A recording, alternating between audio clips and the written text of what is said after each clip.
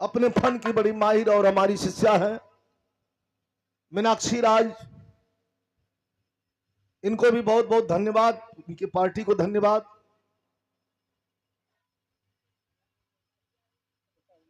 पटिया के धन्यवाद देला, लेकिन दुनिया बदलत रहा ना, कितना धन्यवाद दें हम। अच्छा फिर से एक बार हाँ दोहरा धन्यवाद। अब कहा जानी फिर प्रोग्राम में त्योहारा ने कहे क्यों। थोड़ा सा वो वाला आप मौजी से हट जाइए, तनी औरों के घुमा दा। ये गावत है, इनके ढेर हवा ना चाहिए, बेकार करी ज्यादा हवा आवाज के लिए। और हमारे यूट्यूबर साथी जुटे हुए हैं।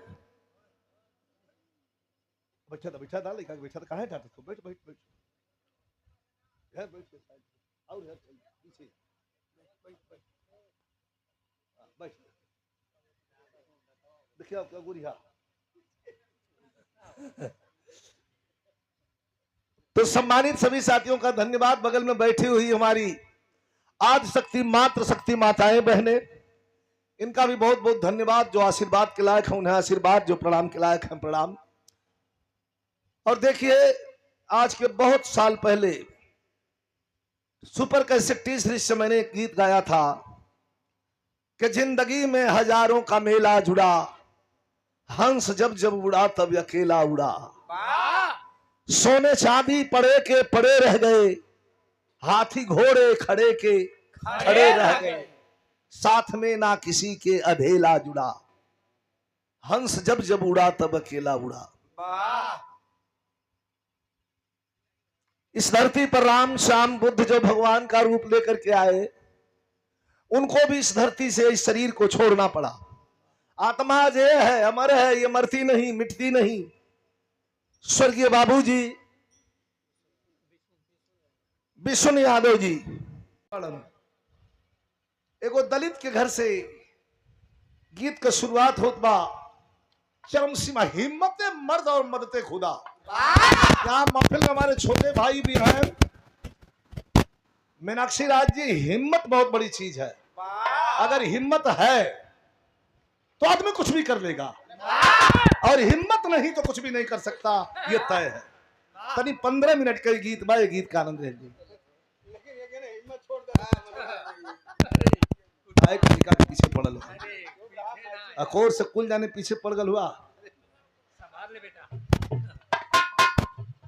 चला चला तो ठीक हुआ।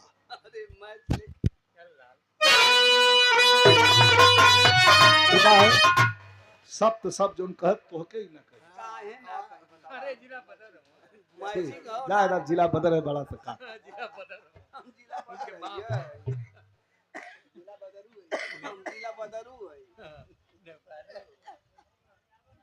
और बहुत सुंदर कलाकार रहे, लेकिन दोहर में दह के घेर के लोग कहना नहीं। और वही के बाद मर्द घेर के खड़ा हो गए लोग कहना ना। जात रही गावे गोरखपुर घेर लेना, कहना कि एकदम वही के बाद हमका प्रेम से बड़ा कुछ नहीं। चलिए आऊंगा।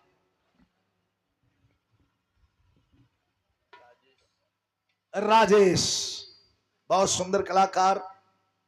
भजन गृहस्थ आश्रम में भी, गृहस्थ आश्रम में मिला के भजन होला।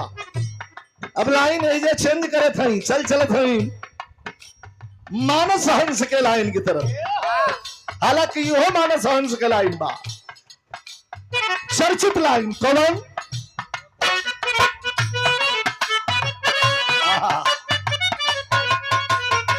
गायत्री ठाकुर का गीत बा। करुणा निधान सद्गुरु,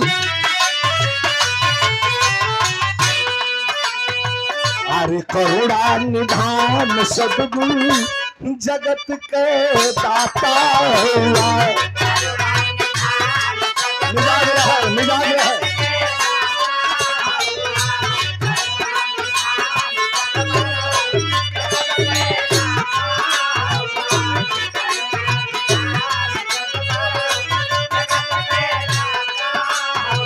अरे भगत के सुन के तेरी,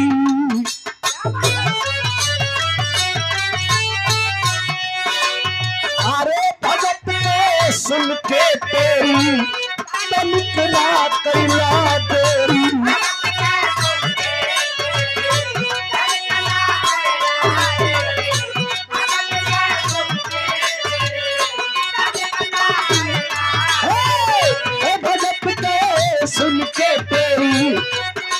ना कैला देरी रखिले हला मान सदगुरु रखिले हला मान सदगुरु जगत का ताता होला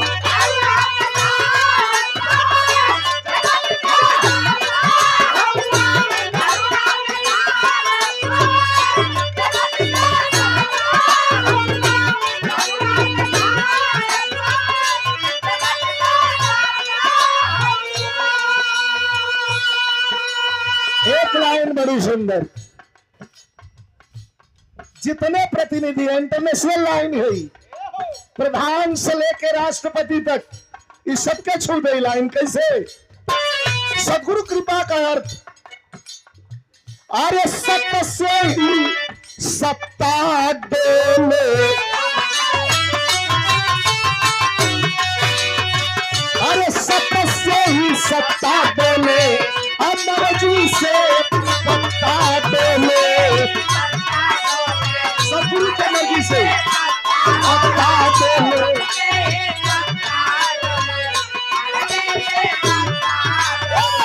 सत्य से ही सत्ता डोले, अमर जी से पत्ता डोले, जानला जहान सदगुरु, जानला जहान सदगुरु जगत के दाता होला।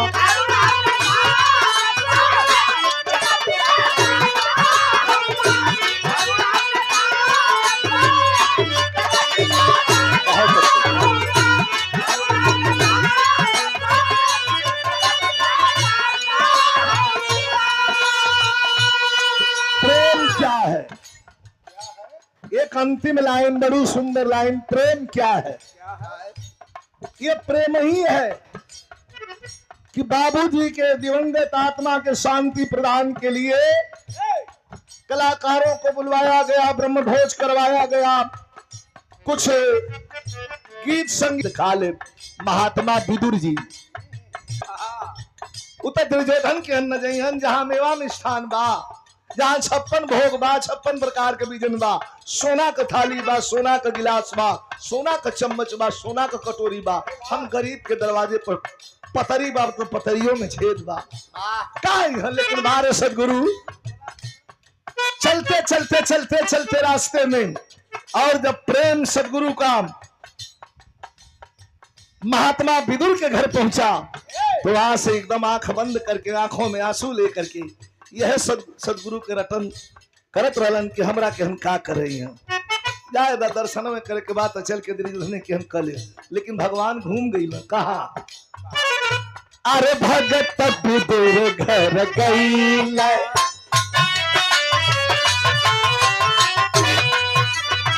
अरे भगत विदुर घर गई, प्रेम से सब खैला, सबले सबले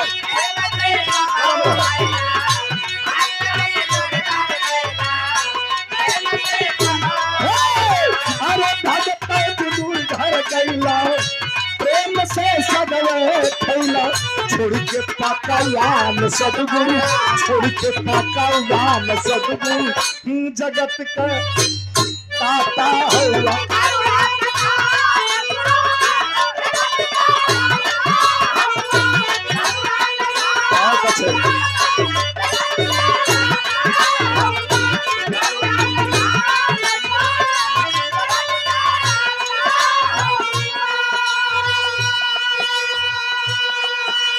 ठाकुर जी महाराज को याद कर गई, अरे कहीं गई लतास गई तेरी,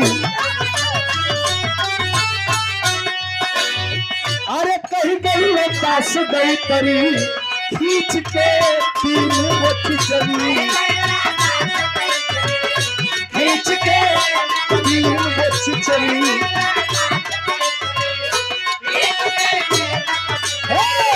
कहीं गई लतास गई तेरी, खींच के तीन वो खिचड़ी, कैदा बुद्धिमान सदगुरु, कैदा बुद्धिमान सदगुरु जगत के दाता है।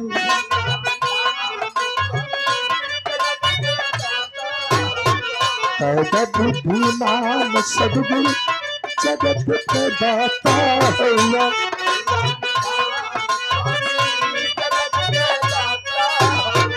अरे करुणा निधान सद्गुरु जगत के दाता हुआ।